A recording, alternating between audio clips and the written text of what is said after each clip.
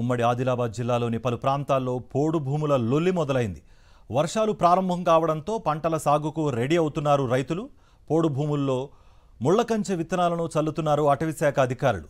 రైతులను ఇబ్బంది పెడుతున్న ఫారెస్ట్ అధికారులపై చర్యలు తీసుకోవాలని కాంగ్రెస్ ఎమ్మెల్యే బొజ్జు పటేల్ డిమాండ్ చేశారు.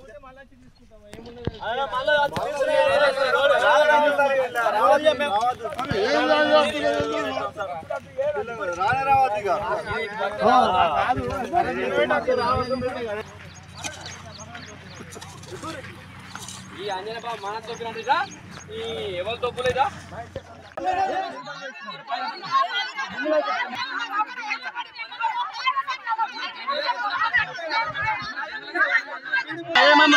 అన్నం తిన్నారా